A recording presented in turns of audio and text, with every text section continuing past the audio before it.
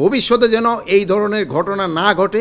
যেহেতু border killing সম্বন্ধে এখানে একটু আলোচনা হয়েছে, এই জন্য আমি এখানে শুধু বলবো, আমি ভবিষ্যতে এই ধরনের ঘটনা যেন না ঘটে এই ব্যবস্থা নেওয়ার জন্য আমি সংশ্লিষ্ট অথরিটিকে আদেশ করেছি এবং আমি আশা করব ভবিষ্যতে এই ধরনের ঘটনা ঘটবে না।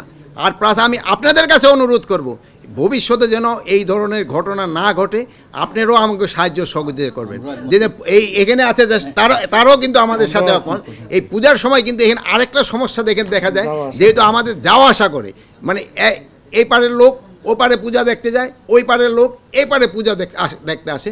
আমি এই জন্য এখানে সবাইকে আমি অনুরোধ করেছি যে এবার যেন আপনারা বর্ডার বেল্টে ভালো ভালো পূজা মণ্ডপ করেন, যেন আমাদের লোক ওই পারে যেন না যায় পূজা দেখার জন্য, আর ওই পারের লোকও যেন এই পারে না আসে, এইটার ব্যবস্থা নেওয়ার জন্য।